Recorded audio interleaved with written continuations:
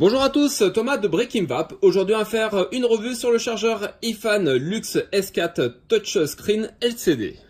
Vous recevrez ce chargeur dans un emballage comme celui-ci en carton rigide. Sur la devanture vous avez le nom de la marque Gisfan, ici le nom du modèle iFan Lux S4 LCD chargeur avec un petit aperçu de celui-ci et quelques caractéristiques techniques. De l'autre côté on va voir donc un flash code avec un scratch code d'authenticité du produit avec le site internet juste en dessous et à l'arrière du packaging d'autres caractéristiques techniques. À l'intérieur du packaging on aura donc ici deux pointes testeurs qui seront reliées en USB directement au chargeur avec ici des embouts de protection, donc ça ressemble à ceci. Ensuite on va avoir tout simplement l'alimentation, donc ici en 12 volts, donc ça se met directement sur le secteur et ça s'alimente avec cette prise là directement sur le chargeur. Donc vous avez juste à brancher ça au bout et c'est parti pour l'alimentation ici en secteur comme ça européen. Et enfin on va avoir donc le fameux chargeur Lux S4. Au niveau de ses caractéristiques techniques, il va mesurer 238 mm de long sur 102 de large pour 48 de profondeur avec un poids total de 460 grammes. Il sera fait en ABS et en plastique. On aura un voltage entrant de 12 volts et on aura la possibilité de recharger ses accus à soit 0,5, soit 1, soit 1,5 ou soit 2 ampères. On aura bien évidemment toutes les protections contre les courts-circuits, l'inversement de polarité et contre les surintensités. Il va être compatible avec toutes les batteries qu'on a besoin nous dans la cigarette électronique, donc tout ce qui est 26650, 21700, 20700, 18650, 18350, 18490, etc. Je vous mettrai tout le listing directement sur le site breakingvap.fr sur la fiche du produit. Il sera aussi compatible avec plusieurs chimies, les Lion, les LiFePO, et etc., etc. Et on a aussi la possibilité de recharger des accus simples en AA ou 3A ou 4A et des batteries SC et C. Et autre possibilité, on aura aussi un petit port data à l'arrière tout simplement pour effectuer les mises à jour du chipset. Passons maintenant sur son design. Sur la partie ici à gauche, on retrouvera l'écran LCD qui sera tactile. Donc on n'a aucun bouton sur la machine, tout se passera avec un doigt pour paramétrer les différentes choses. Donc ça c'est plutôt pas mal. On aura sur le côté ici d'indiquer le nom de la marque avec le nom du modèle et ici les différents numéros de channel, donc sur les différents slots. Là on aura donc la possibilité de mettre jusqu'à 4 accus en simultané. On a assez d'espace pour mettre aussi des gros accus l'un à côté de l'autre. Donc ça c'est plutôt pas mal, on y reviendra par la suite. Maintenant à l'intérieur on va avoir le sens de la polarité des accus, donc le plus en haut et le moins vers le bas. Et ce qui est plutôt sympa sur ce chargeur c'est que là le ressort est vraiment très haut, on a la possibilité de venir tirer extrêmement long, ce qui fait qu'on peut mettre sans aucun problème des accus assez longs, tout simplement comme des 21700 ou des 20700 avec un ressort qui est assez fonctionnel. Donc voilà ce que ça donne d'un peu plus près pour ici les connectiques du haut, voilà. Ensuite sur l'arrière on aura donc ici 3 ports. Donc ici tout comme simplement c'est comme je vous l'ai indiqué, c'est pour mettre l'alimentation. Ici c'est pour tout simplement faire la mise à jour du chipset et là ça va être pour raccorder ce qu'on a vu tout à l'heure, donc les deux petites pointes pour effectuer le test tout simplement de la résistance interne de votre batterie. À l'arrière, on va avoir là quelques caractéristiques du chargeur avec toutes les compatibilités. Voilà, vous les avez juste ici. Donc vous pouvez appuyer sur pause pour voir en détail tout ça. Et de l'autre côté, on va avoir donc un ventilateur pour refroidir le chargeur, donc notamment au niveau de la dalle LCD. Et se retrouveront donc plusieurs patins anti-dérapants en caoutchouc. Donc au total, il y en a 6 pour une très bonne stabilité. Je vais donc maintenant relier le chargeur avec l'alimentation comme je vous l'ai montré ici. Donc là sur l'alimentation on peut voir le logo qui est allumé en bleu lorsqu'il est connecté à l'électricité. Donc là on a juste à le brancher à l'arrière, rien de bien compliqué en soi. Une fois qu'on le branche, on va avoir ici un petit écran avec une petite animation, donc plutôt sympathique. On voit que quand même c'est dans une gamme supérieure au niveau des chargeurs. On a le site internet indiqué de la marque. Et ensuite, on va voir donc l'écran principal qui vient apparaître. On va faire un petit tour de l'écran principal. Donc en haut, vous avez marqué CH, donc c'est le channel. On en a 4 qui correspondent donc aux 4 chiffres ici. Donc on a soit le 1, 2, 3 ou 4 qui vient apparaître. Ensuite ici on va voir le voltage donc de charge. Donc plus ça va venir à charger votre accu et plus le voltage viendra à augmenter ici.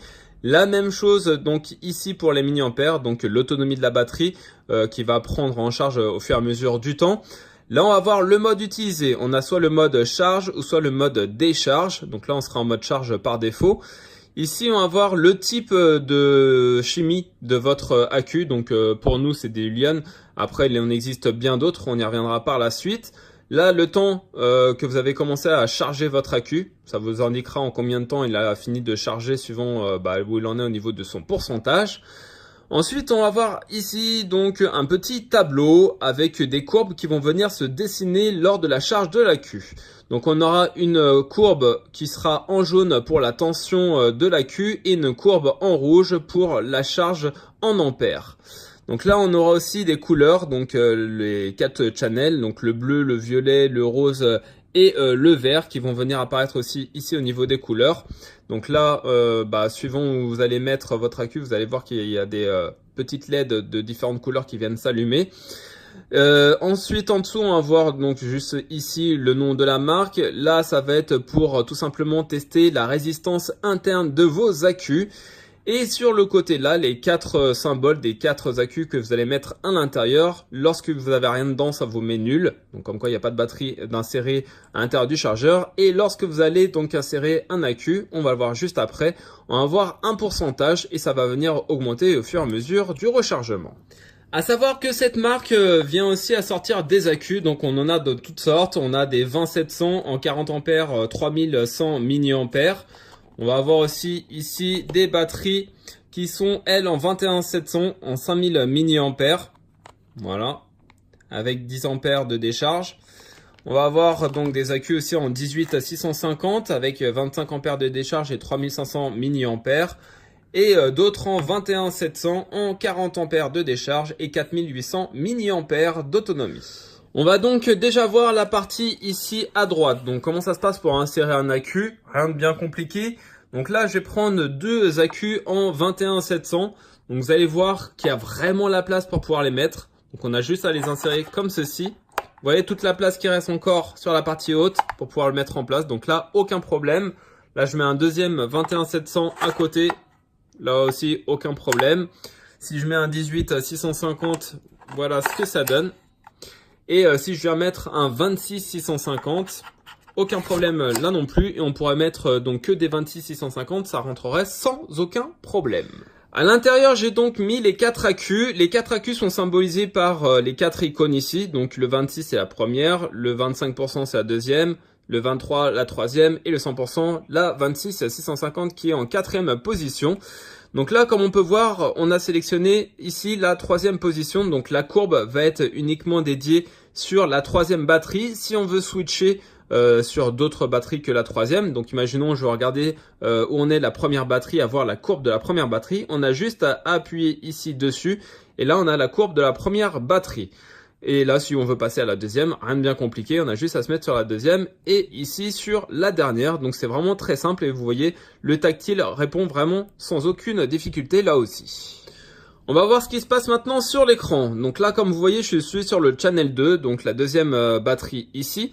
Donc là, on a ici la tension de l'accu, donc on est à 3,7 volts, sachant que ça vient à monter à 4,2 au maximum avec des batteries Li-ion. Là, on va voir le nombre de milliampères qu'on a rechargé depuis qu'on a inséré ça à l'intérieur du chargeur. On est bien en chargement, pas en déchargement de l'accu. La chimie de la batterie, donc en Li-ion 3.7. Et là, le nombre de minutes qu'on a commencé la charge. Donc là, je suis à 3 minutes. Et on va voir donc une courbe qui va venir à se dessiner. Donc là, on peut remarquer qu'il y a le 1 qui va être ici entouré d'un rectangle rouge. Donc ça, c'est les plusieurs possibilités de charge. Donc comme je dis, on a la possibilité de recharger à 0,5, à 1, à 1,5 ou à 2 ampères. Suivant sur quoi vous sélectionnez, ça va venir faire l'encadré en rouge ici. et donc du coup vous allez avoir la courbe qui va être dessinée au niveau du 1 ampère. Sachant que chaque accu pourra se recharger avec tout simplement une charge différente. Donc je pourrais configurer la première à 0,5 ampère, la deuxième en 1 ampère, la troisième en 2 ampères et la quatrième à 0,5 ampères. Après on fait comme bon vous semble suivant ce que vous mettez à l'intérieur du chargeur au niveau des accus. Donc là, on a aussi en jaune la tension de la batterie. Donc elle va venir à augmenter au fur et à mesure du rechargement. Donc suivant ce que vous mettez ici au niveau de la charge, ça va augmenter plus ou moins rapidement.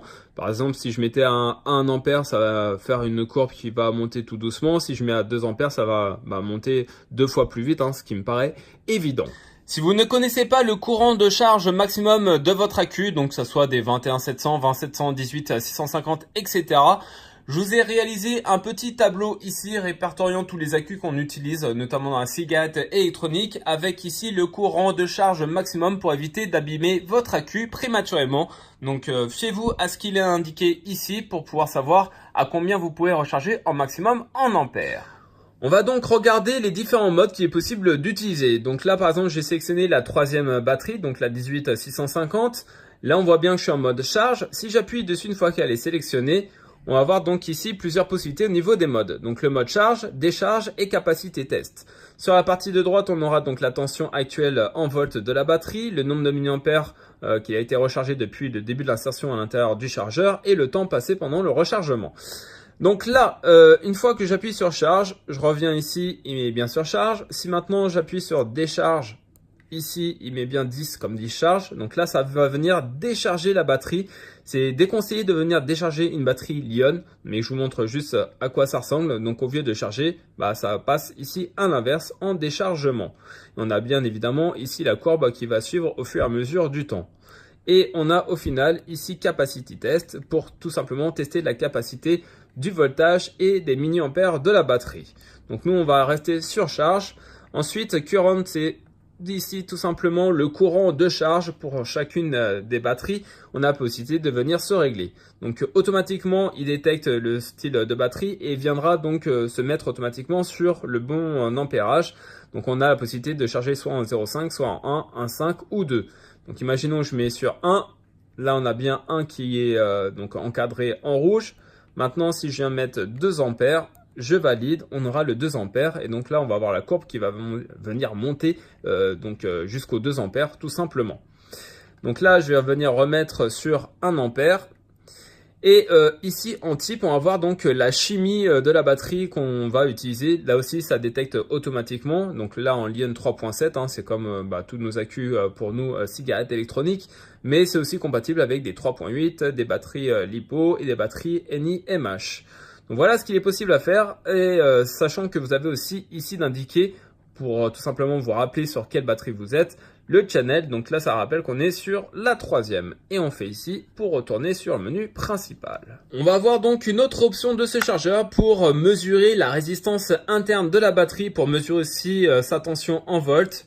Donc comme je rappelle, on a ces deux petits testeurs avec ici un embout en USB. Donc il faut tout simplement raccorder l'USB derrière le chargeur. Donc n'oubliez pas, comme tout port USB, il y a un sens pour le mettre. Hop, on le met à l'intérieur. Et là, si on veut mesurer la résistance interne d'un accu, il va falloir appuyer sur le R avec le signe Ohm juste ici. Et là, ça va donc mesurer la valeur de résistance interne de votre accu. Donc là, il faut enlever tout simplement les deux protections.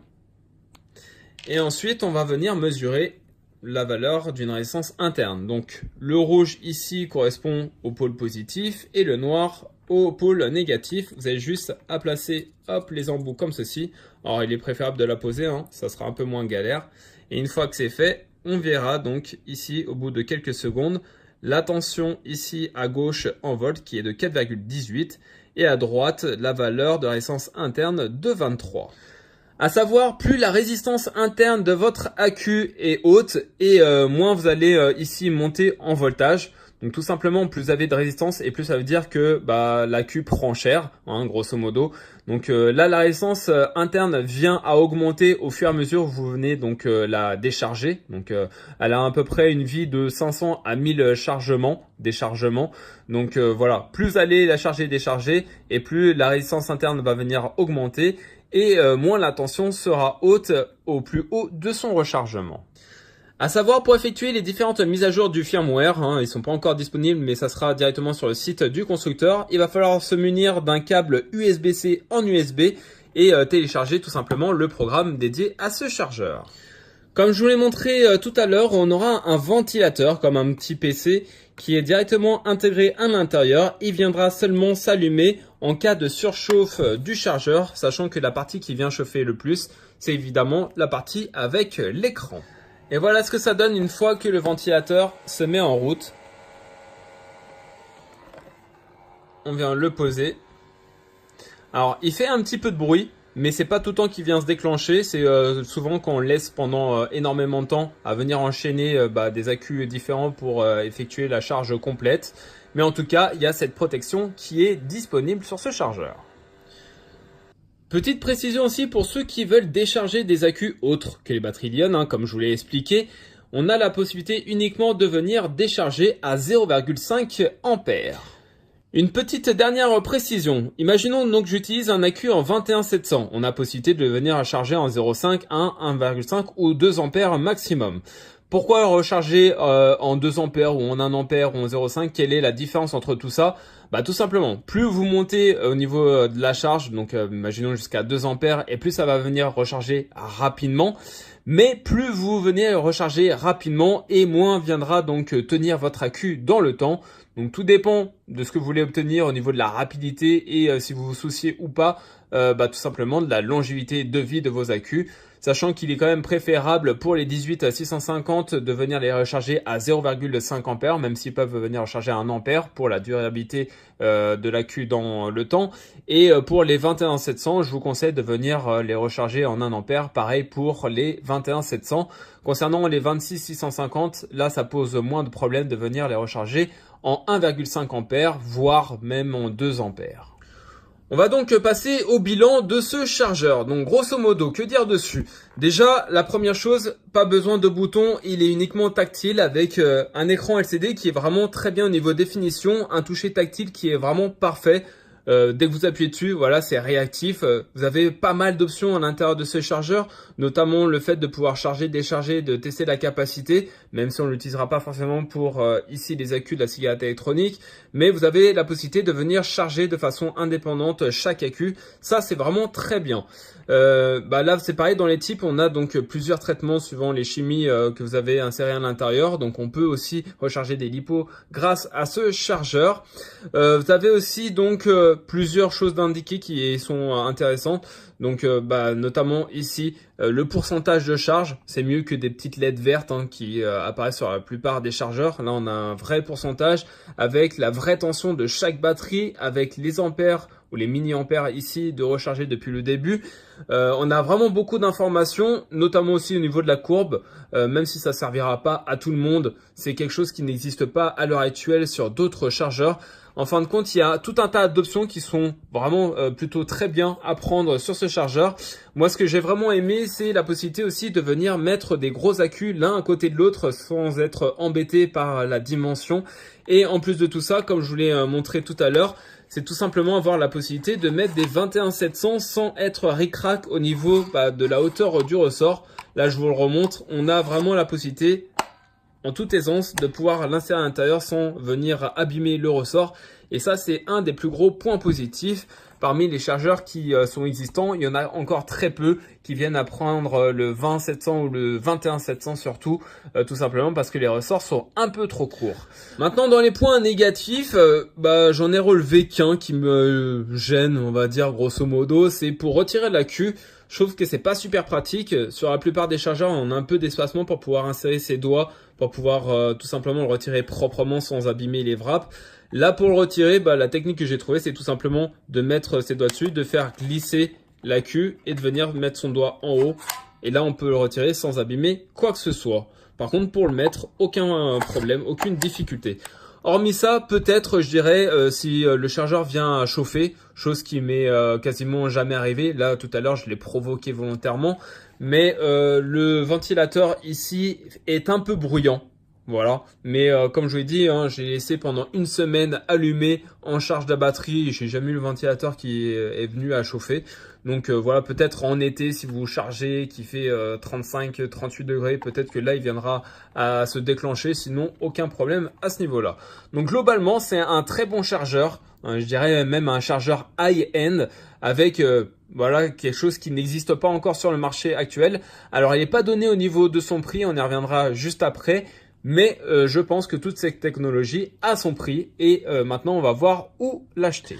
Si vous souhaitez acheter ce chargeur, rendez-vous sur le site 18650batteriestore.com. Je mettrai le lien dans le descriptif de la vidéo. On est sur un chargeur au prix de 178,99 $, sachant qu'il n'est pas encore disponible en France. Il sera disponible d'ici quelques semaines, je pense. Je vous mettrai un lien dans le descriptif de la vidéo quand j'aurai un site français qui l'aura en disponibilité.